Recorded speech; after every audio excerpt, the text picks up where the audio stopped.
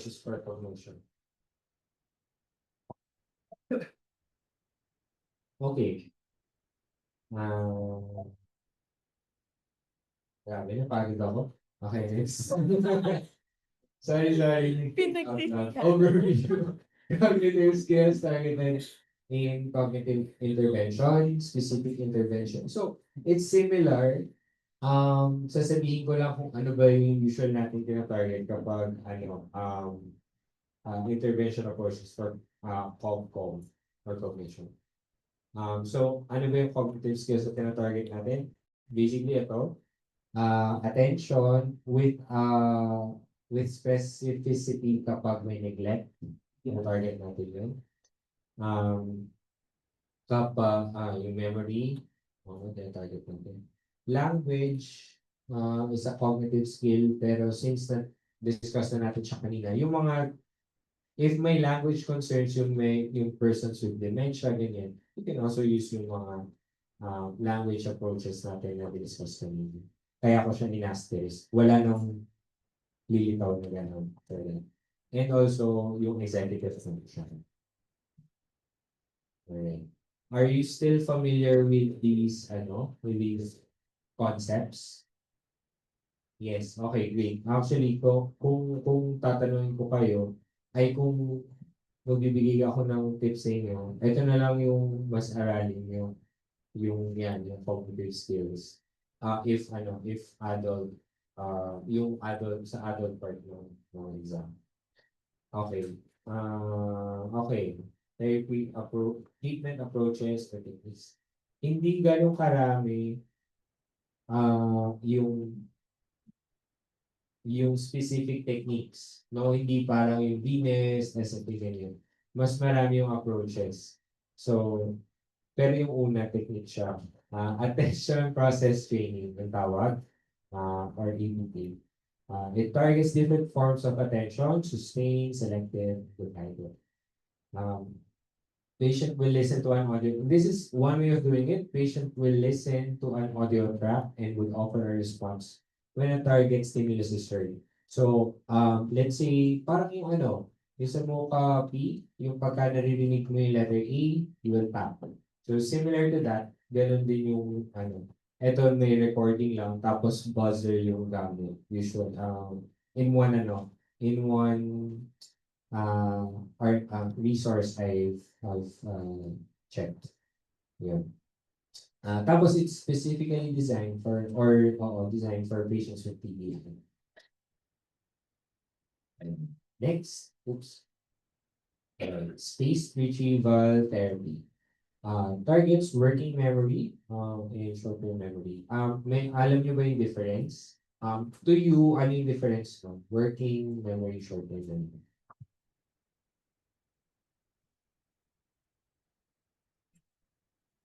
Maraming dito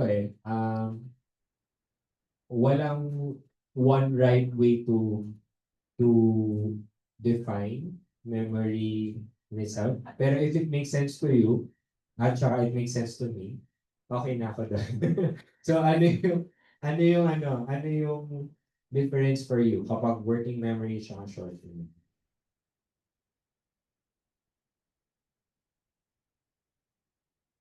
Okay po.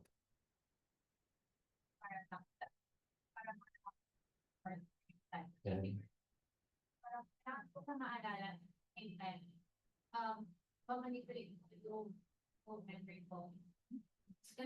Mamanipulate mo yung memory mo to why? It's something without it. Exactly, oo. Tama naman. So, maganda yung pagka inakuha niyo yung term, no, yung manipulate. Oo, pag may manipulation na nangyayari, working memory na yun. So, anything you remember and you're using while you're trying to do something na working memory. And tama rin siya, yung short-term memory is just, storage na short-term. So, something you can use kapag short-term memory, let's say yung tinry mong alalahanin yung ninong muscles, laryngeal muscles, before, siguro 1 hour before the exam. Ayun, short-term memory. O, hindi naman natin pino-commit to long-term memory lahat ng muscles, no? Sadly, hindi natin kaya. Well, I'm speaking for myself, hindi naman, baka meron sa inyo may kaya, no? So anyway, patient is tasked to recall a piece of information at set time intervals. Provides multiple opportunities for recall. So pagka mas madalas nyo siyang tinatry i-recall, mas strengthen yung retention. So ginagamit ito with important information syempre. Either names of family members, maybe our routine, or I mean yung time of day na important sa kanya, yung kailangan meron silang pinupuntahan, something like that, maybe an appointment. Or maybe trying, it could also be not just words, no? It can also be actions.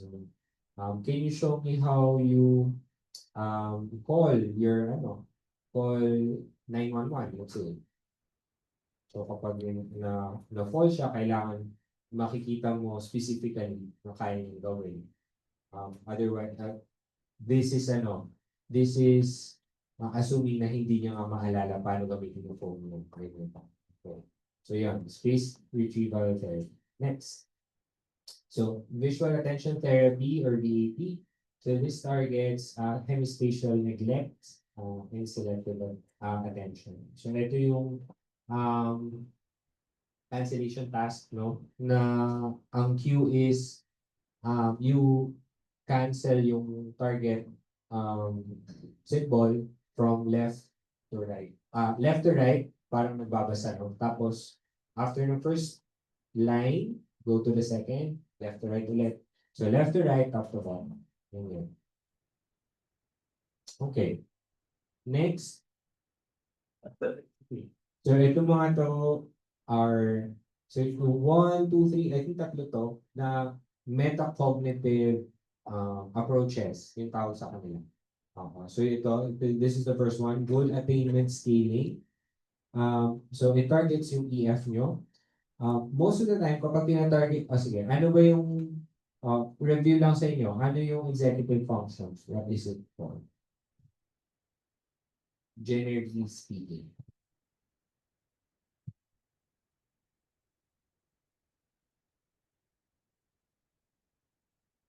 EF.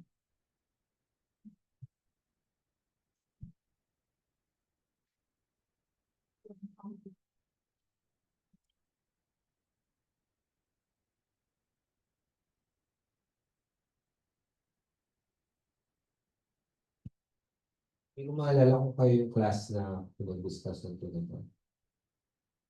Or yung, kayo ba? Sila. Sila. Alam ko Ayun. sila. Baka hindi sila. Ayun, Sila yun. Sila ata yun. Yeah. Oo. Ano lang yung EF? Oo. What is it generally for? Okay. Sige.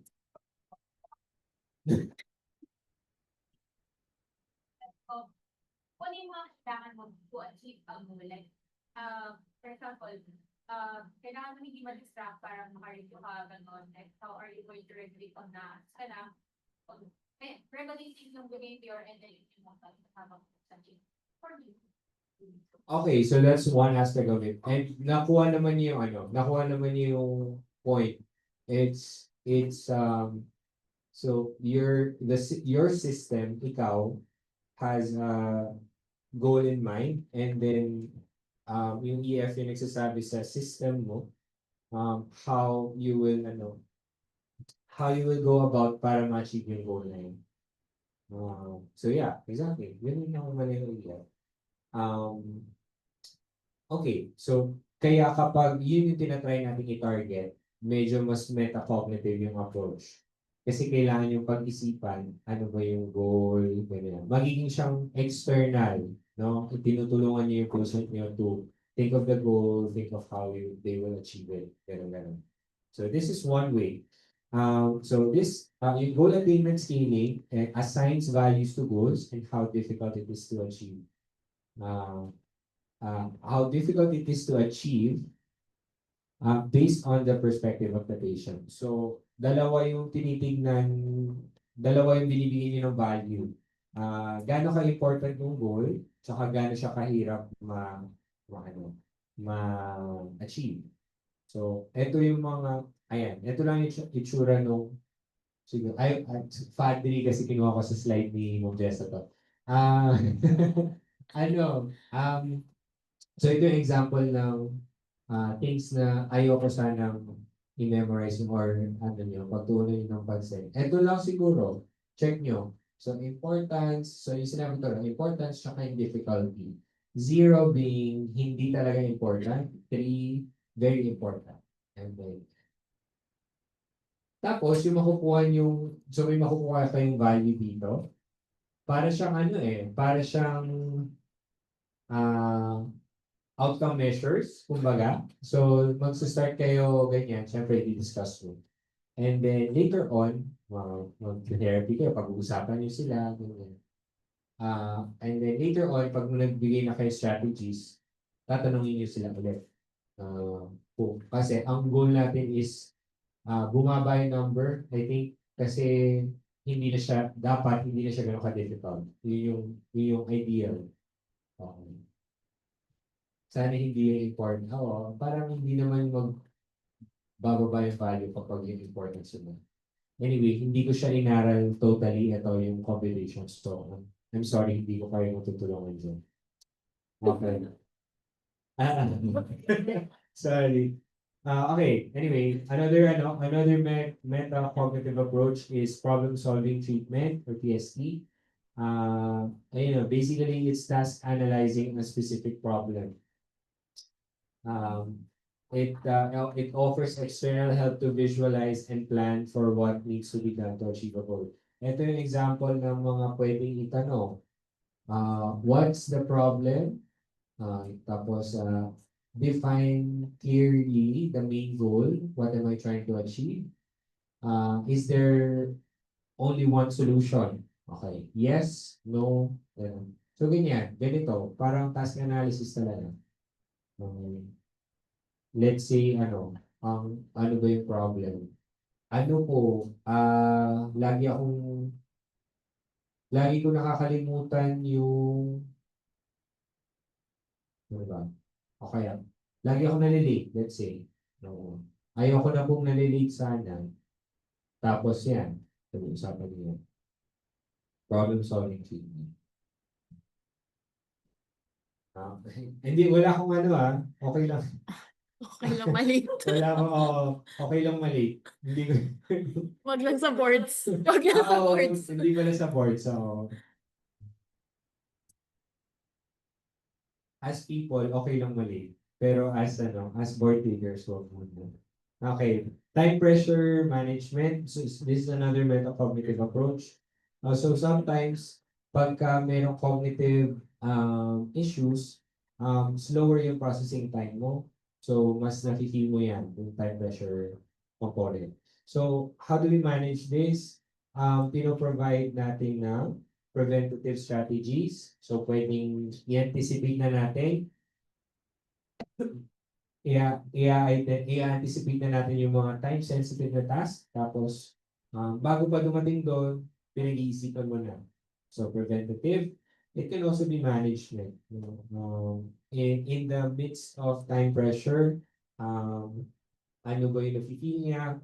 Paano ba natin ma-address para mas makagawa pa rin siya ng decision kahit ng correct decision kahit yung time pressure. Mga ganun. Okay? Yan. Target niya, executive functions na naman. Okay. Alright. Lilitaw ulit yung errorless learning. It targets different types of memory. Ano kaya sa tingin nyo yung cognitive component yung pwede nating i-target kapag errorless learning? So, same lang yung slide. Yun din yung, dinagdag ko lang yung errorless teaching. Pero, same lang yan. So, kung iisipin nyo, sa diniscuss natin cognitive skills kanina, ay, sinabi ko na pala dito, no? Different types of memory. specific memory kaya yung pwede natin i-target kapag errorless learning.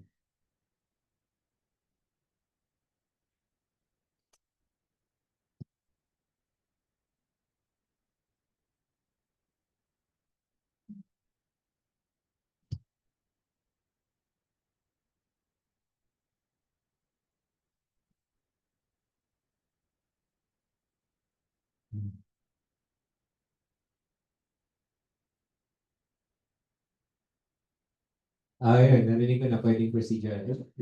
Procedural. Yes.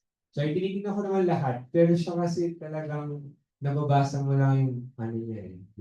Pag nagsasalita. Sorry. Tinitingnan ko lahat yung nagsasagot ha. Hindi ko siya sinisingle out na tinitingnan ko lang siya kung magsasagot. Okay, tinitingnan ko lang. Sorry. Baka kasi feeling niya, wala lang. Okay, anyway. Montessori method, yung next. So again, this is an approach. It targets increasing participation, independence, and agency. So this approach emphasizes, so it's a type of, I guess, teaching that emphasizes utility of current skills and having the environment and or tasks adapted to the patient, no, na merong cognitive impairment. So, it's more, since you can do this, then you could, ganyan. Versus, if you can learn this, then you will be able to, you know, so, yeah. Mas ito siya, mas yung former. Okay? Right. Naiintindihan ba? Sorry, can you, naiintindihan naman. Okay. Next, konti na lang. Actually, last na. Reminiscence therapy. Sorry, makakauwi kayo kaagad. Okay. Kasi Sunday eh. Sayang naman. Sabi naman daw, Reminiscence therapy. That is recall of episodic memories. Siguro clinically, oo. So, ito yung pwede mong ibigay na goal, pero yeah, uses pictures, objects from the past, there is the conversation, ganyan. Pero more importantly, it promotes a familiar and easier cognitive experience for the patient dementia. Usually ginagamit nga to sa mga may Alzheimer's disease. So, hindi natin goal na magsabi sila sa atin ng information about their past kapag reminiscence therapy. Gusto lang natin na yung pinag-uusapan nyo, mas mas wavelength niya. So, yun yung ultimate goal ng reminiscence. Pero syempre, kapag meron siya na-mention na past experience, we note that down. Tapos, we'll consider that as a plus for us. Okay. So, yeah. Those are just, again, hindi exhaustive yung list na to, pero ito yung mga possible na lumitaw sa boards. Okay. O yan, dalawang practice items lang ulit to. Okay, so try natin sagutan.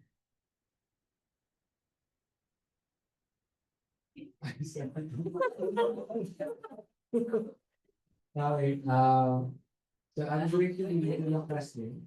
Esmeralda is a 60-year-old female who has early onset Alzheimer's disease. Her daughter reported that she's having trouble remembering the ADLs she engages in. There was an incident where the patient left the stove on and burnt what she was cooking. Her daughter insisted that she would be the one to cook, but Esmeralda refuses, telling her, kaya ko pa naman, mas masarap din ako magluto. What is the best approach to help address this? A, attention process training. B, using aids or tools. C, problem-solving treatment. Or D, space retrieval therapy.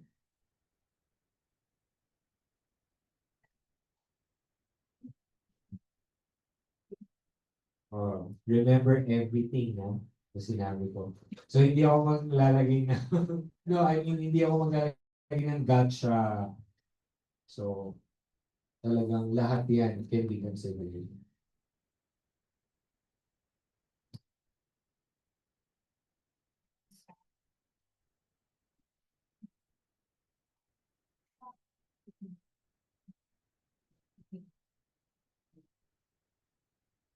Okay? Sige, let's try. Try to answer. Okay. Sino nagsasagot ng A? Okay. Sino nagsasagot ng B? Okay, so halos most of you. Okay. C? Okay, and then D. Okay. All right, good. So the let's talk about the case. Okay, so early onset Alzheimer's disease, ganun talaga yung presentation nito. Nagsisimula yan sa lapses in memory. Conversational pa rin, pero yan, marami na nalilimutan na. Okay, so the nature of the concern is naging ADLs pa rin siya. Lalo yun, yung nagluluto. And then,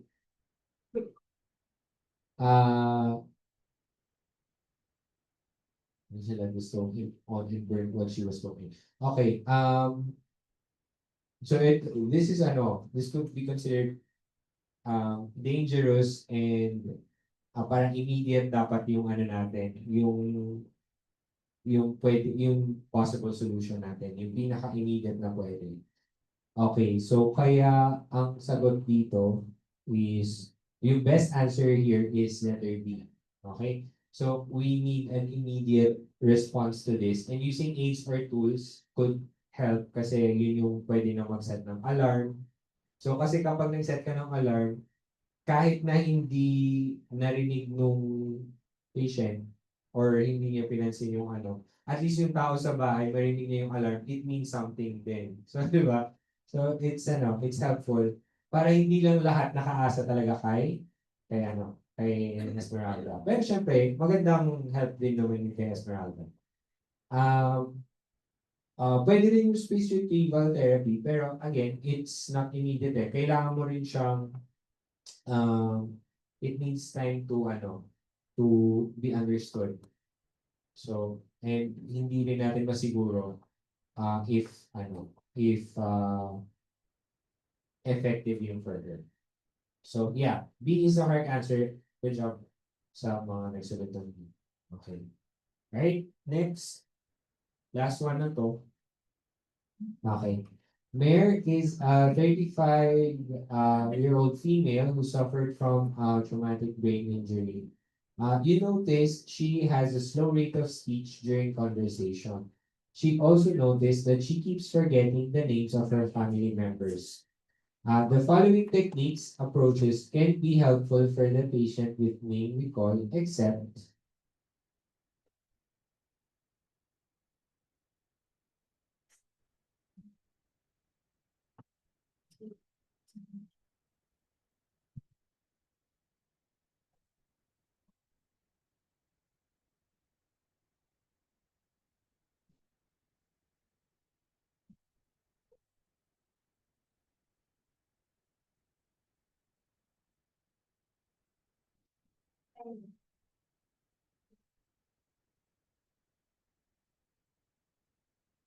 so, I think nangyayari naman yung gusto kong mangyari, pinag-iisipan niyo talaga yung questions, no? Okay, yun lang naman yung gusto natin. Siyempre, hindi lang, well, ako yun lang yung gusto ko, pero siyempre kayo gusto niyo rin sana matama, no? Pero, yeah.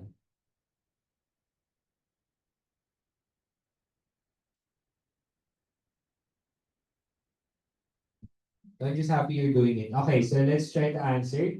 A, yung sabi A, B,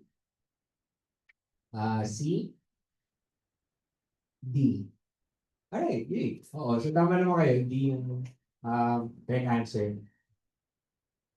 Only because, so syempre, except yung, yung question. So, ibig sabihin, alin dyan yung hindi pwede gamitin or hindi appropriate gamitin.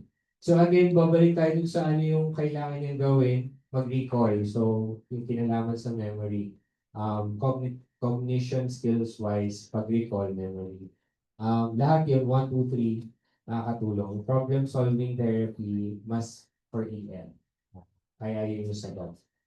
Okay, great job. Okay na tayo. Yun na.